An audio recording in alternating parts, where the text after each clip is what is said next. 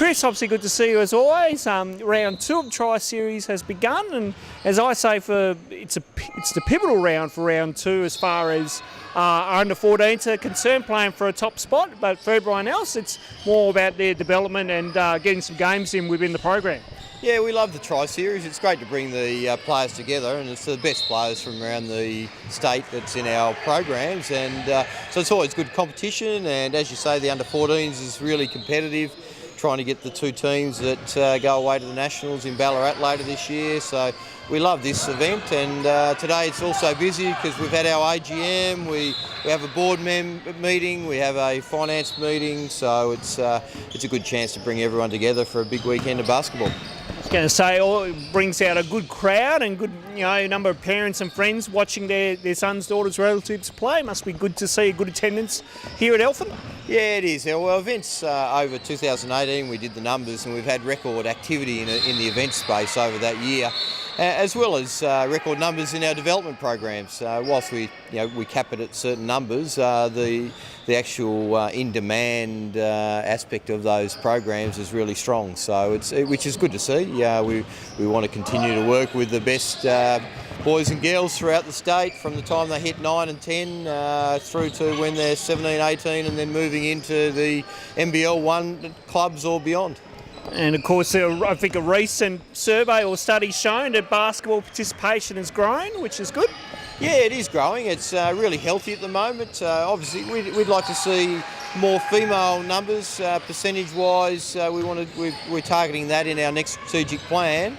However, the game itself throughout the country is really strong. We've got 13 guys in the NBA right now, a lot of our players in the WNBA, the Boomers and Opals are going well, the NBL's going from strength to strength. Our numbers here as the states are really strong, so the game's in really good shape. You mentioned AGM and board meetings and that. Anything to come out of those meetings? No, it's really good. It's a good stage as far as an organisation. We're strong and stable. The activity is really good.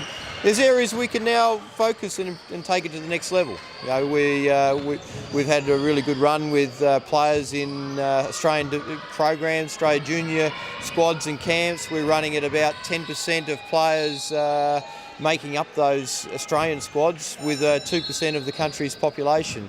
So that's a great statistics. We want to keep that going. Our teams at the national carnivals have performed really well. The girls have slightly overachieved, and our boys have massively overachieved. We've had 4th, 5th and 4th place finishes in those carnivals. So for a small state, we're doing really well. But we're not content with that. We want to improve everything we can, and I know Coach Radford is focusing on that medal. Absolutely is. How have you seen the transition from the Siebel to the NBL 1 with our 3 elite teams?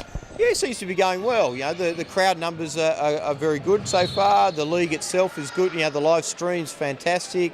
The stats and the promotion around it. So I think it's been pulled together really well in a short space of time. Credit to Basketball Victoria for getting that going, and then the NBL coming in as well, giving the branding has taken it. So I can see that league in future providing us with a really great pathway for our players. So I think our model works really well. 2 men's teams, 2 women's team is really good, and a lot of our young boys and girls that have been through our programs and played state and have now progressed into that level, which is great to see.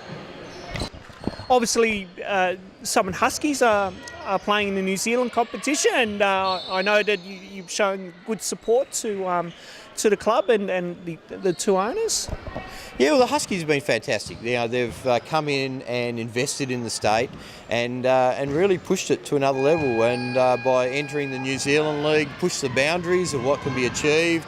I thought the home opener the other night was really good. A great solid start with 2,000, 2,200 thereabouts there, and that'll keep building. I look forward to the games at the Silver Dome here in Launceston. I think the attendance will be really healthy there as well.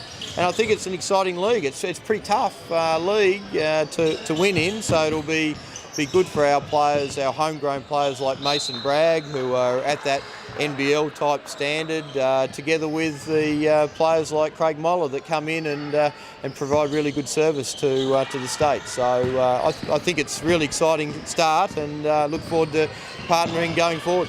And of course, you urge fans from around the state to get to games regardless of the Silverdome and the deck, and try to unite as one and vote on the feet. Oh, absolutely. Both venues, the deck and the Silverdome, are great venues to watch the sport from. And if the Tasmanian public and our basketball community want aspirations of an NBL team, well, we need to come out and support the New Zealand NBL now and show to government and show to the NBL that we can support a team. You know, it's about the business dollars going forward and the support of the public. So if we can get 2,000 or 3,000 at the games here, it'll give confidence that at the NBL level we can get 5,000 and 6,000.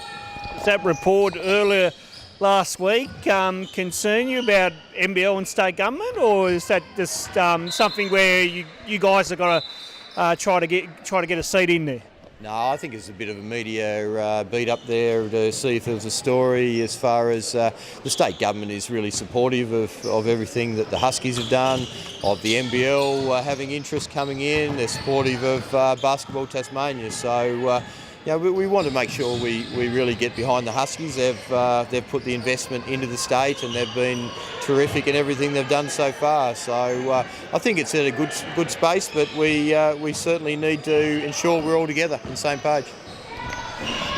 What's ahead, Chris, as far as, we've got Tri-Series now, and then the third round's on to, I think, another month or two away, and then, of course, we will fall into the State Championship Series coming up very soon. Yeah, it's on a busy events calendar now. Our calendar's very full with all the activity, but that's the way it should be. We offer a lot of products for our people to choose. People can choose if they're in our programs, our development programs or not. They can choose whether teams come to state championships, go to our tournaments like the Launceston Classic. We're running another 3-on-3 event in the south after the terrific event we held here in Launceston earlier. We had 77 teams in that event, which was the highest of any 3-on-3 event in the country. So it's a great start to our 3-on-3 space, and we're looking forward to ramping that up later in the year as well. Chris, a lot happening, which is always good to see, and thanks for your time. Great, thanks Ronnie.